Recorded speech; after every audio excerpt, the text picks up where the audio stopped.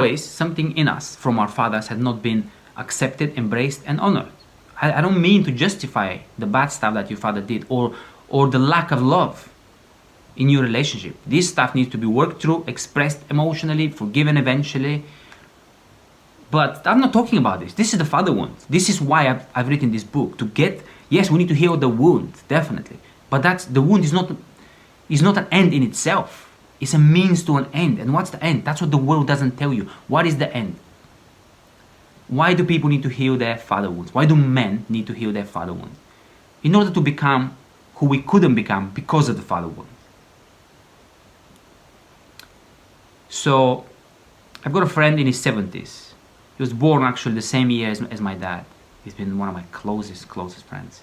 I'll call him Jack. I call him Jack in the book. Jack had a profound father hunger. His father didn't like him at all. He didn't love him. Not only did he not love him, but he didn't like him. And in fact, a few times Jack tried to communicate, to show something to his father, like to stand up to him, he just slap him in the face. And he said, I learned man, masculinity, these things, like this loud, no. And he became very quiet, a lovely man, but really wounded by that kind of masculinity. His father was a bit of a macho guy. And Jack never felt that he belonged in the world of men. He didn't feel that he belonged in the world, full stop, let alone the world of men. Because of other things, the mother wound as well, but the father wound is huge. Did he forgive his father in time? He did. But he never knew that he needed to honor his father, to accept his father, to embrace his father, to make his amends, not in person, his father's dead, but in his soul. And there is a process. And Jack followed that process. Something amazing happened. He did have this supernatural meeting with his father. I know it might sound a bit kooky, but it's all true. How do you know it's true? You shall know them by their fruits. Look at the fruits in someone's life. I just described to you what happened to me. In my body, I'm different. I dropped many things, including physically. I dropped some of that oversized baggage I was carrying with the muscle and the gym, the endless activity. I dropped that stuff. Much of that just gone physically. So when you look at Jack today, it's like, wow, he behaved, comes across as lighter, gentler, and yet more masculine than he's ever been before. That was not his goal, but that's the result of honoring our fathers. In our bodies, I mean, not just on paper. So there was a process, took time, but eventually it didn't even take a long time, he had few encounters in his own soul with his father, basically. Because he chose to honor him and things manifested. Straight away, literally next week, he wrote to me, he said, something interesting happened. He was in the bedroom one morning, woke up, he saw the clock on the wall with annoyance that the clock's broken.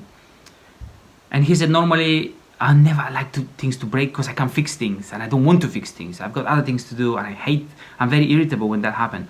But he said, this morning, I was surprised at what came up inside of me. It's like, let me see why this thing broke. I want to take it apart. And it's like, he's in his 70s. He's never been this way. Why? Going back to the masculine blueprint. Men being good with their hands, being curious, trying to fix things. That's the masculine blueprint. That's what we all men share, but most of us don't have it because of lack of love or wrongful love from our fathers, whatever. And that's what I talk about being feminized as well, because we move towards the opposite of our father. Therefore, we side with the feminine energy more.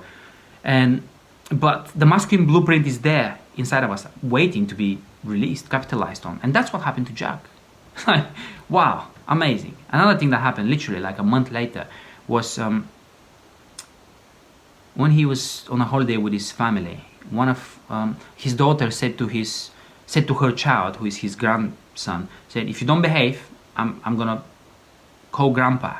And he said, that threw me. I'm thinking, did people even see that I was here? Because for a long time he was struggling with presence, because his father's presence was so monstrous, so overbearing. He escaped his father's presence. He literally would leave the house, would stay away from his father.